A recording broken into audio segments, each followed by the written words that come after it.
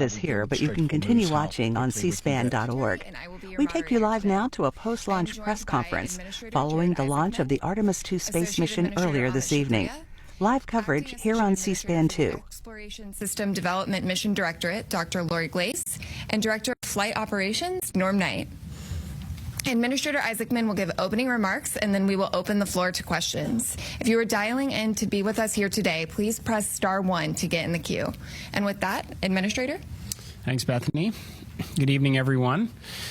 So today, April 1st, 2026, 6:35 p.m., NASA's Space Launch System rocket lifted off the pad with 8.8 million pounds of thrust, carrying the Orion spacecraft and the Artemis II crew out to Earth orbit and beginning America's grand return to the moon. Now, about 51 minutes into the flight, during a planned handover between satellites, the Orion spacecraft underwent a communications issue, leading to a temporary partial loss of comms. The uplink from Capcom to the crew was being heard by the crew, but we cannot hear the responses for a brief period of time. There were no issues with the vehicle itself. Comms with the crew have been restored. We're actively working the issue, and we'll keep you informed. The Orion spacecraft has successfully separated from the core stage, and its solar arrays have been deployed as planned. Soon the crew will execute the apogee raise burn, placing the spacecraft into a stable, high Earth orbit as we prepare for the translunar injection and the journey into cislunar space. NASA astronauts Commander Reed Wiseman, pilot Victor Glover, mission specialist Christina Koch, and Canadian Space Agency mission specialist Jeremy Hansen are safe, they're secure, and they're in great spirits. We will continue to monitor their health and the status as we move into the next phase of the Artemis II mission. So after a brief 54-year intermission, NASA is back in the business of sending astronauts to the moon. We have arrived at this point through a sustained effort, a national commitment, and the work of thousands across the agency, our industry partners, and our international allies. I want to personally thank the ground crews, pad controllers, the entire workforce here at Kennedy Space Center. This mission belongs as much to you as it does to the crew. The crew is now in the capable hands of Mission Control Houston, the Johnson Space Center, where teams will guide Orion through each phase of the mission with the same discipline and precision that has brought us to this moment. We have certainly been here before. We know the challenges ahead. We have a lot of checkouts to get through before TLI. And when, if all goes well, everything is go, Artemis II will be moonbound. You have our commitment to keep the public as informed as possible on this historic mission, and we will celebrate when we will hold our celebration until this crew is under parachutes and splashes down off the west coast of the United States. Thank you. So with that, we will open this up to questions, and we will start here in the room. If we have any takers, we'll start right up here. Congratulations to all of you on a successful launch so far. My name's Jim Siegel. I'm with Florida Media Now, and I'm curious about when the astronauts will have their first meal on this mission. And secondly, is somebody on the Earth here, back in Houston or somewhere, keeping track of what they eat during this entire mission, and how do they go about doing that? Do they tell them what to eat, or do they kind of select what they want? What do you think? Well, let's see. I'll jump in on this one. Well, what I'll tell you is they do have planned meals, okay? So they have a planned meal today. I will tell you they're very busy. So ascent day is very tough. It's tough physiologically, and it's tough from a workload issue as well. And so this timeline between now when the crew goes to sleep, so MET of about 8:30 is pretty packed. They're going to snack. They probably have some pre-positioned meals. I know they did in their flight suit. Some of the snacks that they can use if they need. But I will also tell you that flight day 1 and flight day 2, you might not feel like eating a lot, and that's just part of it. Your body is acclimating to 0G. Your physiology is transitioning from a 1G environment to 0G, and it takes a little bit of adapting. So right now they're working hard. They are doing what they need to do. They sound great on the loops. That was really a good signal to us that they're feeling well.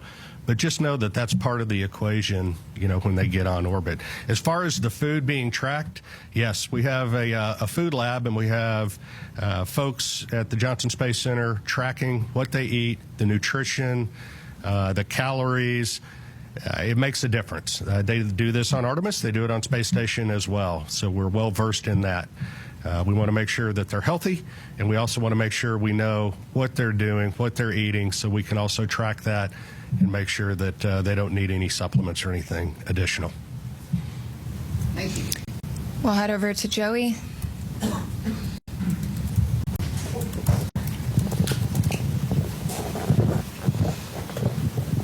Thanks, guys, and congrats on a clean launch so far. Jared, or whoever wants to answer, how were you able to resolve the communications issue, and do you have any guesses as to what might have caused that? And was there any part of the mission so far that appeared off nominal, or is everything looking good? Just curious to hear how things are going on that. Thanks.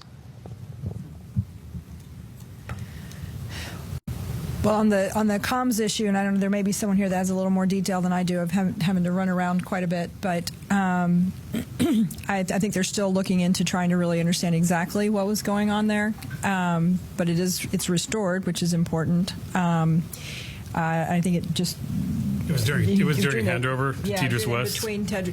Sometimes that's squirrely. Ground configuration, you gotta get that right. So hopefully that's what it is. But we'll chase it down. But they were able to recover.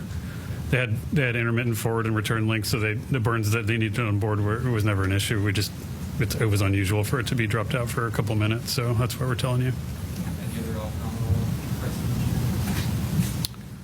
We had a controller issue with the toilet when they spun it up, so we got to work through that. That's going to take maybe a few hours to troubleshoot. So there was also a water tank valve. There's 4 water tanks on Orion. There's a crossover valve that connects the 2 gangs of tanks. It's supposed to be open to ensure maximum flow. It was closed during ascent. When you shake the thing, things like that happen. So they're going to reset the valve. And then they had a recurrence of on Artemis 1, we had a latching current limiter failure on a piece of electronics, a transient failure when it gets exposed to radiation. They took 1 hit of those. We took about 24, 25 of those during Artemis 1. Again, normal, the onboard fault detection cleans that up, but we're just getting started, Joey. Clear, right? This is a flight test, and a lot of what we're doing here is exactly this, trying to test out all of the things that require the crew interaction, right? And so we anticipate to have a lot of these. Well, that's what we're here for, work through them. Sawyer. Apogee rays burn. We're go. So they're going to stay in space.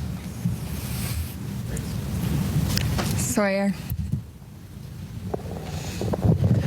Thank you, Sawyer Rosenstein, NSF. I noticed that the slide wire baskets happened to deploy during launch. Is that something that was expected? And can you give any initial reports, at least what you've seen from the cameras, of how the mobile launcher is doing, given the hope to be able to quickly turn it around? Yeah, Do you have something on the baskets? I can talk about the turnaround. The baskets they're supposed to get out of the way. That's part of the plan. So otherwise they take plume loads, and we don't like that. So I can tell you on the mobile launcher, our team has already been looking at a lot of the imagery that we have that was taken both during and after, and assessing that, trying to get the condition. We've got teams, I believe, going out there. They might already be out on their way to take a real look. Some of the good things that we've seen relative to Artemis 1, one of the issues we had was that the water that was supposed to be spraying down the launch pad, so that there were some issues there that didn't happen. We saw a lot of corrosion. The water was working, so things were getting washed down. We're still also going to remove some of the parts so that we can do some of that cleaning to make sure we don't have those corrosion issues. We haven't seen evidence of things like after Artemis 1, like the elevator doors were blown off. We haven't seen that. So we're optimistic, but we got to get out to the pad. We got to look.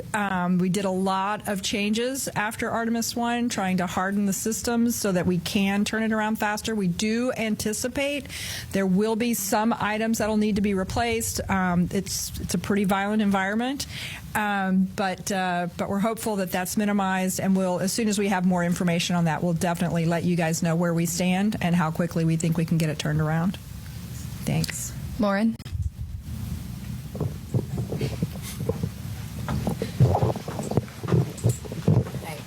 Lauren Grush with Bloomberg. I just wanted to get a gut check on how we're feeling about the upcoming proximity and ops operation. Do we have any concerns with that Tidris delay, or is that not an issue for that? I would say right now we're on for the proximity operations demo. Haven't heard anything that's keeping us from that, Norm? No, on track, ready to go. Victor Glover's going to be flying it. Reed's going to be working the procedure with him and cross-checking, and Jeremy and Christina are going to be looking out the windows, also spotting, cross-checking, using cameras and imagery, and it should be beautiful, so we can't wait. We'll go right over here. Yes, Bert Dick from Ad Astra Magazine, National Space Society. Just wondering if the astronauts reported what the ride was like to orbit. I know with the space shuttle, it was a pretty rough ride until there was SRB SEP. Was this similar?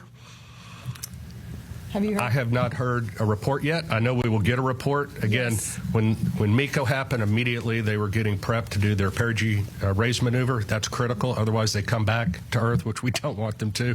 So they got that. They are working to get their spacesuits off. They're, they just got the ARB burn, which was very important. So now they're working to get their suits off. So they are very busy. Now, later today, I anticipate they will call down and give us a full brief as to, how the Proxox demo went, how the ride uphill went. And I personally can't wait to hear the comparison between this massive rocket and the shuttle. Sounds great. Thank you. Micah.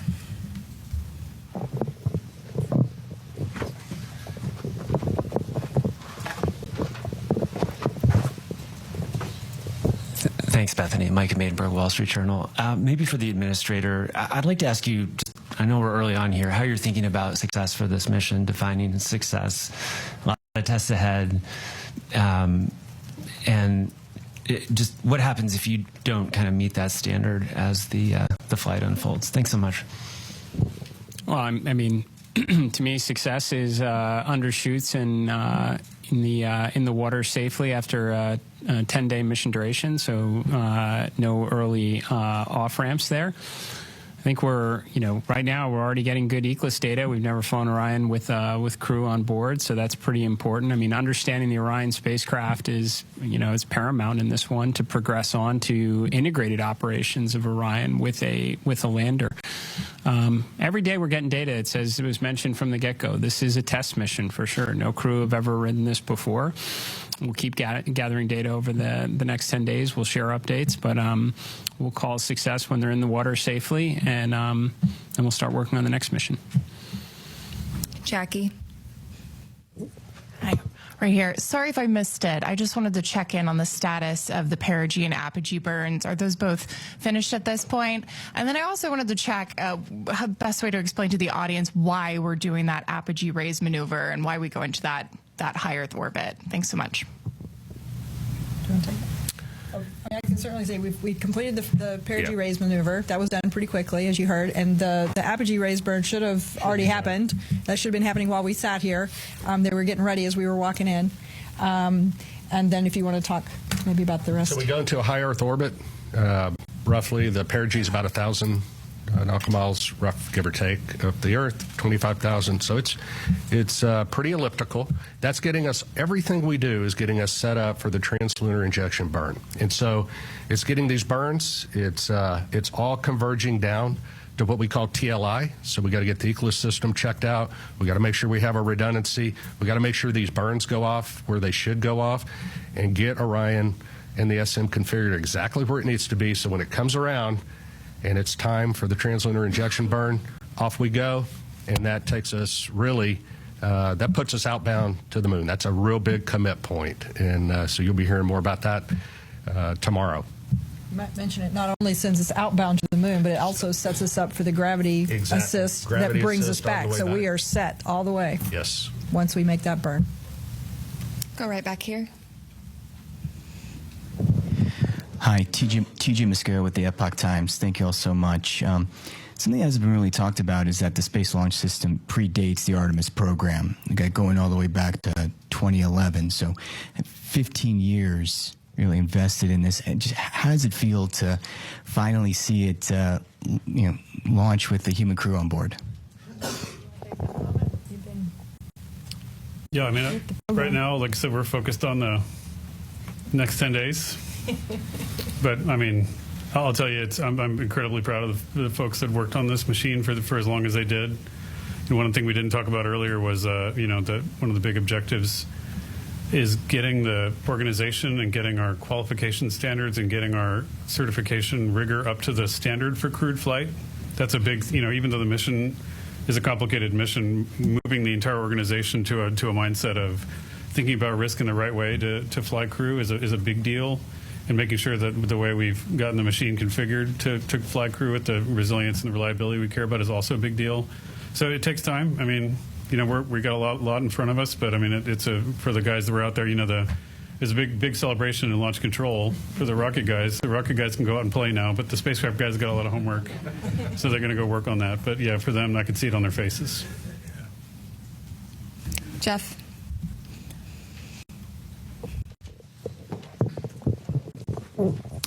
Jeff Faust of Space News. During the countdown, we heard controllers working through a few issues, one with the flight termination system, one with the launch abort system battery, and it sounded like there was a brief telemetry dropout. Wonder if you could provide a little bit more details about those issues and how you resolved them relatively quickly.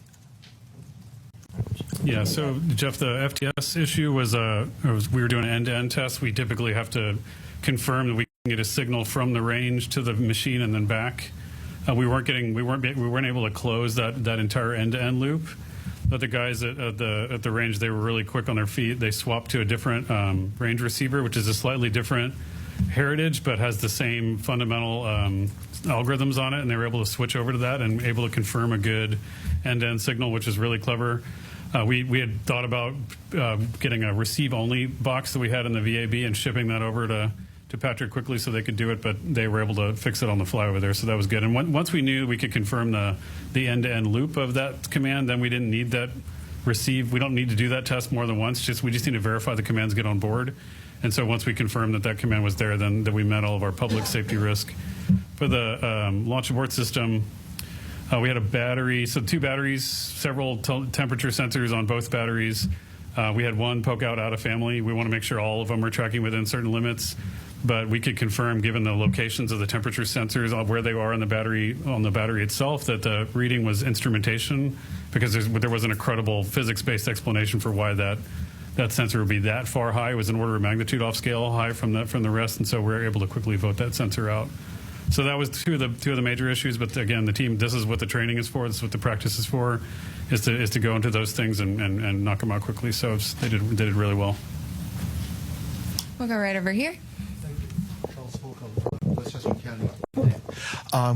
I noticed there was a lack of public address announcing outside, and there was a lot of going back and forth when we realized there were some issues, and we had to go back inside to find out, or we had to have our phones. Why was there no public address system available with loudspeakers outside?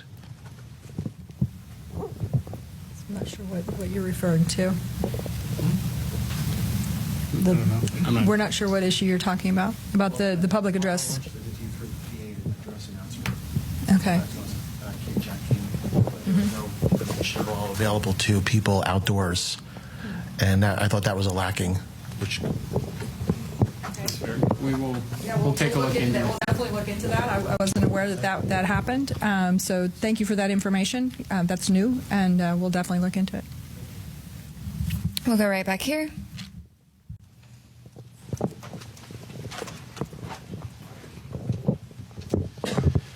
Thomas Moore, Sky News. Administrator Isaacman, as a fellow astronaut, what were your feelings watching your crew rising above Pad 39B? And do you feel that extra sense of responsibility for the crew as they head further into space? I certainly felt that it would be, just from, I guess, my perspective in it, that, I don't know, it is far less stressful to be strapped into the rocket than to be responsible for it here on Earth. So I definitely had those feelings quite a bit. But, you derive a lot of confidence from the process that leads up to this moment. I mean, literally the army of people that came together across NASA, all our contractors, all our partners to prepare for this, every step that leads up to it. This is what I, was really honestly going through my mind through it, is all the testing that goes into it, the integrated testing, the flight readiness review, everything that goes into a flight readiness review. Not to mention you have a truly exceptional crew up there that have been training for years on this. That gives you the confidence to undertake this mission, especially knowing the implications that it is part of a much bigger program. This is America and our partners' return to the moon, and we're trying to do it this time to stay. So, incredibly important mission. Certainly felt the pressure of it, but it was relieved, based on the confidence we have in the team here at NASA and everyone who contributes to it. Thank you for the question. We'll come right up here.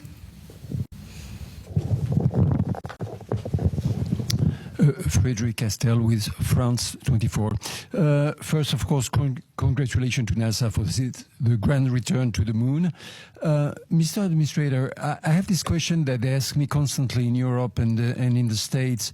In the 60s, NASA was using just the slide rule to go to the moon, and they could launch almost every 3 months.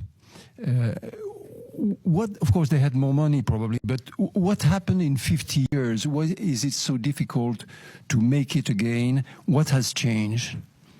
Thank you.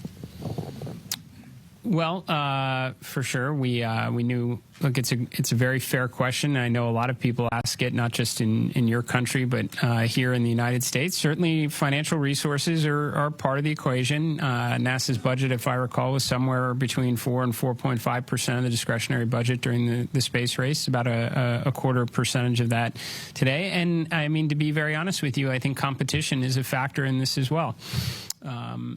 It's a great way to mobilize the resources of a nation and concentrate on something extremely challenging, and that's what we did in the 1960s. And I think with absent some competition, we focused a lot on partnerships and all that we could do collectively with respect to science and discovery. But competition can be a good thing, and we certainly have competition now. I think that's why you're seeing us start to concentrate our resources back to the objective, and do it with a great coalition across the NASA workforce, our contractors, all our partners that have come together, our stakeholders in Congress and the administration who came here to witness this launch, is because they know we have competition, and this one's going to be close. And I think as a result, you're going to see a lot more progress, more so than you have in since when this was originally conceived under Constellation. We're going to get back into the business of launching rockets on a regular cadence, and we're going to bring the world along with us. So. We're going to take a couple of phone bridge questions for just a moment. Reminder that you can join by pressing *1 to get into the queue. We're going to start with Will Robinson-Smith from Spaceflight Now. Hi, thank you, Bethany, and congratulations, everyone, on a good mission so far. Question about the upcoming TLI burn tomorrow. At what point during the day will the team conduct a poll on readiness to proceed into the TLI, and what are the main criteria that you'll be assessing to make that final determination? Thank you. Okay, well, the TLI burn actually happens about the time that launch happens, so it's 1 day into the mission. So tomorrow, Eastern time, would be about 6:35-ish. Obviously, those burn times can change, so check that before tomorrow. But what are the teams looking for before TLI? We're looking to make sure that the life support systems work, that the vehicle's healthy, the life support systems have been checked out, they're ready to go. We assure that those are functional, because once we commit to TLI, they have to function. And so we want to make sure. So that's why we spend a day checking out the systems. Ascent is, you shake, rattle, and roll a little bit, the vehicle. You saw that today. And you can imagine what that does to the systems. The systems, though, are performing very well. We anticipate that they continue to, but we want to get some track record on them before we do that. We also want to make sure we have redundancy in the system for comm, for environmental life support, propulsion, those type things, before we embark on that TLI mission. So that's what the mission control team in Houston will be doing tomorrow. Jeff Radigan and his team, as the lead flight director, will be well into that. The teams are well versed on it. They have trained for it. They work very closely in conjunction with the engineering team, the mission evaluation room in Houston, where the engineers that have the intricate knowledge of Orion come together with the operations team, and together they work with the crew to make sure that the vehicle, is doing what we want to and accomplishing the mission objectives that we need to. But it always comes down to crew safety, vehicle safety, and mission objectives in that order.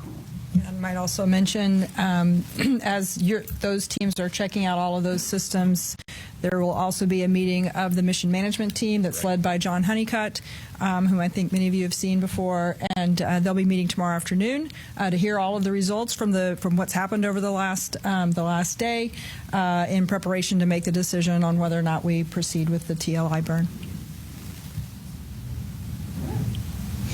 We will next go right back here to Manuel.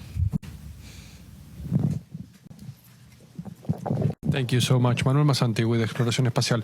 I understand that the CubeSats are going to be deployed like 5 hours into the flight. Is there any chance we're going to see live images of the deployment?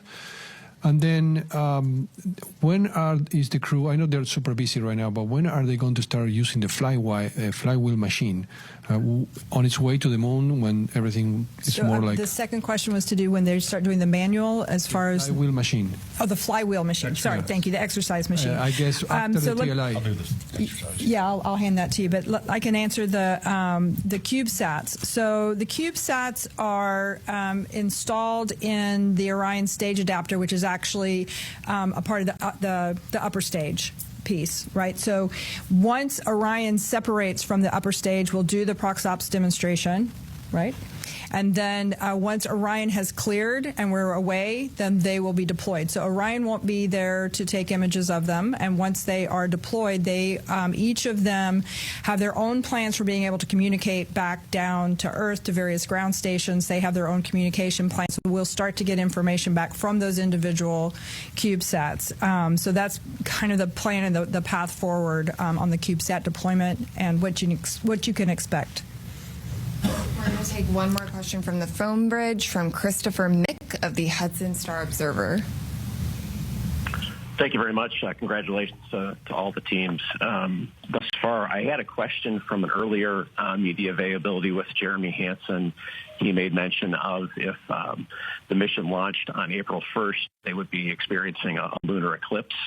And I just want to follow up on that, if that's where that would be happening in the mission timeline, and if there would be any video perchance of that happening, or is that just going to be on the astronauts' photography at the time? So you may have to answer the question on whether or not there'll be the availability of the what kind of real time. I'm not sure what we'll have there, but the crew will get to observe the eclipse. This is pretty unique. It's kind of interesting. It actually doesn't happen when they're out of comm, so they will be having communication during that eclipse time. But during the eclipse, the moon will be blocking the sun.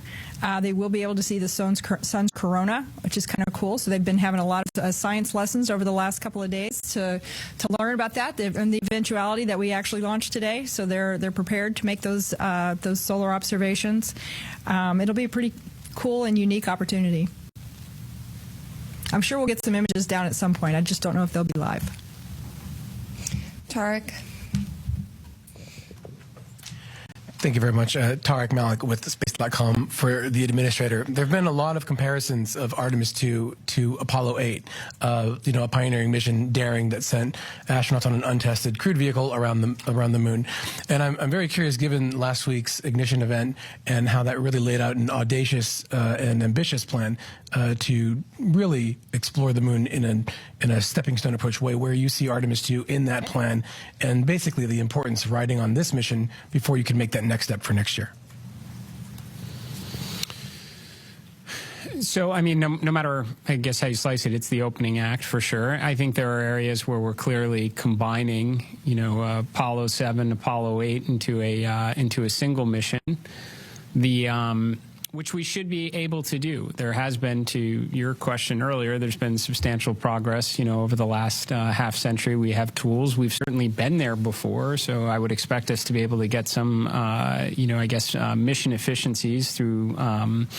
But I would say that what we learn from this, for sure, will inform how we think about Artemis 3. Now, there's certainly big picture objectives in that. We'd like to get the lander together.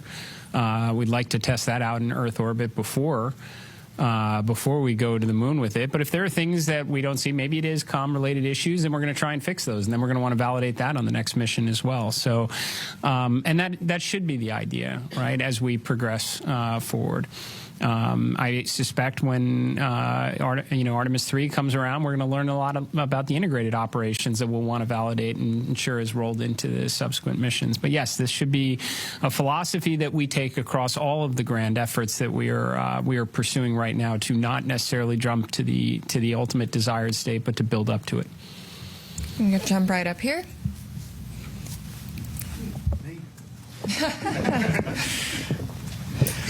Hi, Richard Hollingham, BBC Future. Related to Apollo 8 in a way, really. I just wondered what plans had gone into a new Earthrise image. A lot has gone into the aspirational nature of this mission. Have you a plan? I assume you have a plan. What is the plan? Oh, go ahead. I do know that the teams have been looking at what the opportunities might look like. They've looked at the different launch dates, and so I know that they're really going to try to make that happen. I can't give you a confirmation on that yet, but stay tuned. My understanding is they have been equipped with additional camera imagery capturing, equipment. So we're going to do everything we can to try and make that happen. It'd be awesome. We're going to go right back here.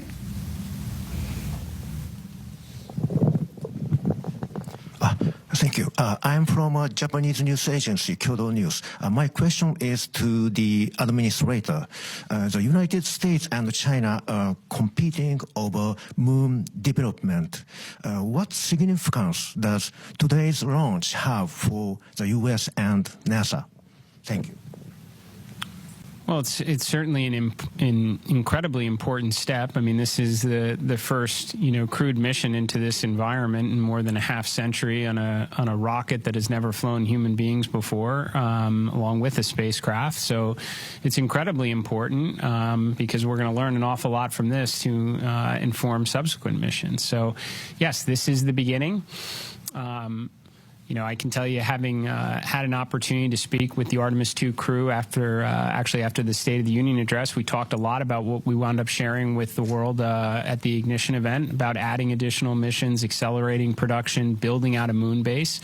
I think it was very energizing for the crew because they knew that they were, this is a risky mission for sure. Any type of new test flight mission going in this environment is going to be challenging, and they knew it was building up to something bigger.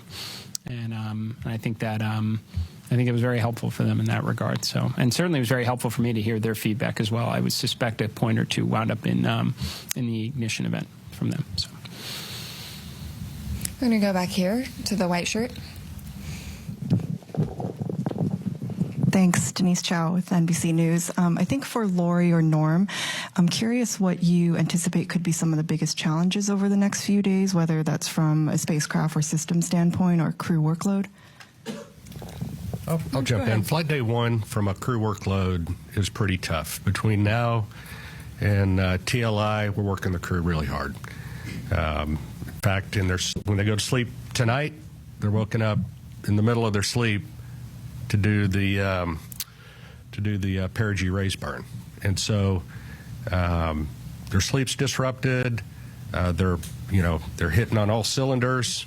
They may not be feeling well.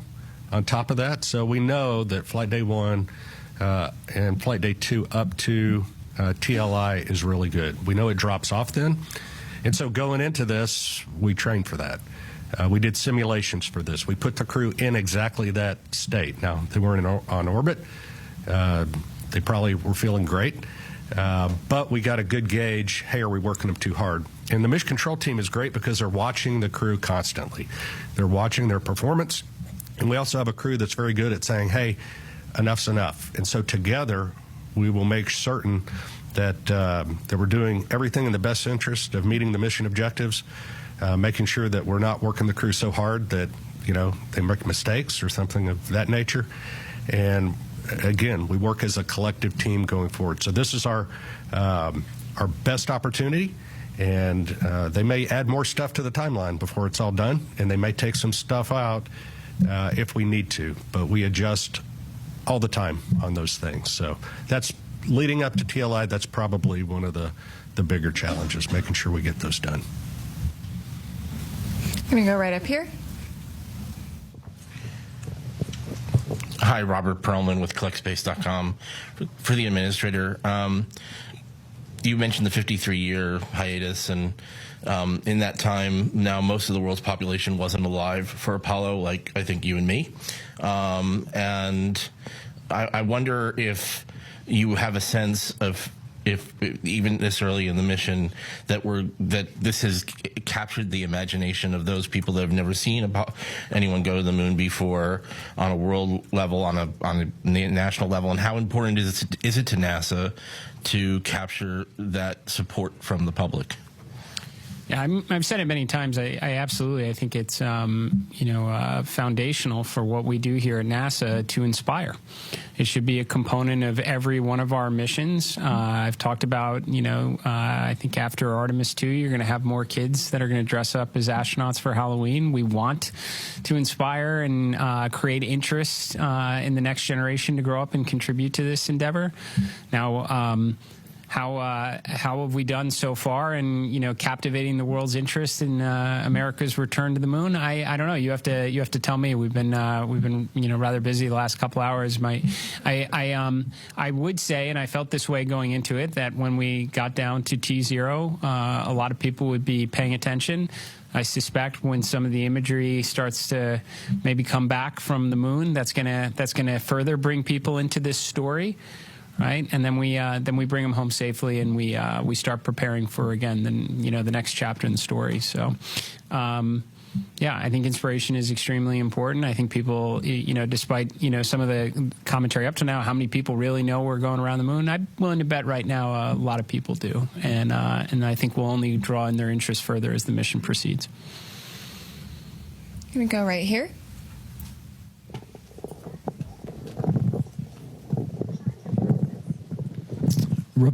Robert Coppinger, British Interplanetary Society Spaceflight Magazine. Commander Wiseman said during the crew news conference in September last year that when they get off the planet, they may only spend 3 or 4 days going around the Earth. What sequence of events would need to happen for that to occur? I was quite surprised to hear him be so specific about such a scenario. I know you all talk about it being a test flight. So what would need to happen for the mission to be curtailed in such a fashion? I didn't cover the question. So I think the question had, just confirm, it's kind of hard to hear, but the question is that the commander talked about one of the alternate missions where they maybe would stay in Earth orbit for 3 or 4 or 5 days. Yes, that sort of thing. What would need to happen? So for one that of the scenarios that would have led to that is if for some reason during the launch that the SLS did not quite deliver us to where we needed to be, or the upper stage didn't deliver us to the orbit that we needed to be in. That would have been one of the scenarios. I think that's probably the main scenario that would have ended up in that one of those kind of alternate missions. Yeah. But I don't think we're going to need to worry about that, hopefully. But the other thing is, if for some reason we're able to stay, but we're not able to do the TLI burn, we would stay in Earth orbit. So there's a couple of scenarios where that could happen. You're right back here. Hi there, Joey Vars with the Gabber for anybody. In the weeks leading up to the launch, we were talking about some of the distance records and altitude records and speed records that would be achieved that were contingent on the specific day and time of launch. I was wondering if we had a better concept of what those might be now that we are successfully off the ground. Thank you. Norm has that data for you. Well, based on the predicts right now, assuming all the burns go as planned and the timeline is executed as we think it's going to be, it'll be on flight day 6. At an MET of about, 18 hours, 18 and a half hours. And again, check that as we get closer because burn durations and things like that matter. But that's where we will exceed or beat the Apollo distance record, or at least that's where we believe that's going to happen. So that'll be an exciting day, and we'll stand by to see what transpires. You're right here. Hi, I'm Hanju Yang from Kumin Daily in South Korea. And first of all, congratulations on today's successful launch. And my question is for administrator layer. And this mission also carried a Korean satellite on board. From your perspective, why does a crewed lunar mission like Artemis II matter not just for United States, but for the global community? I think we say often that when we undertake these type of endeavors, we never go alone. We go with our international partners. We have a Canadian Space Agency astronaut that's on board this mission. We are carrying a lot of CubeSats from our Artemis Accords partners, and we are going to continue to do this going forward. JAXA is contributing a pressurized rover, a major contribution to our efforts of having an enduring presence on the lunar surface itself. The Italian Space Agency, just a few days ago, we signed a memorandum of understanding for a habitation module on the surface of the moon, a component of the moon base. And to be honest, it was also a key component to the ignition event from last week. Half of the Artemis Accord partners were present. We spent a good portion of the second day talking together, recognizing that some of our partners can make contributions like a pressurized rover or a habitation module, and many others are going to work with their academic institutions and universities for science instruments that could wind up on the Phase 1 component to the moon base itself. So, or interesting tech demonstrations. This is something that NASA is extremely proud of, and will continue to do so as we continue to press forward under this program. So. We're going to do last question here. I'm going to go over to you in the back. It's Paul Brinkman, Aerospace America. Can you just talk a little bit about the propellant loading this morning? Was it flawless? Were there any leaks detected? Was it a repeat of the wet dress rehearsal? Did you learn anything? Yeah, go ahead. I think it went extremely well. What I heard this morning, and Amit may have an update from later, but some of the leaks that we'd seen of the hydrogen during the tanking for the hydrogen, we saw leaks below 1%, which was significantly lower. Again, the seals that we replaced seemed to perform extremely well. We did a pressure test kind of partway through, and the leak went up to about 1.4%. Still, well within the constraints, which 16% is the bound that we have. So I think it performed extremely well. We actually, I think, finished the tanking early. From what I understood, so I think it went extremely well. So again, the seals that we had replaced out at the pad after wet dress number 1, I think that was proved to be very successful.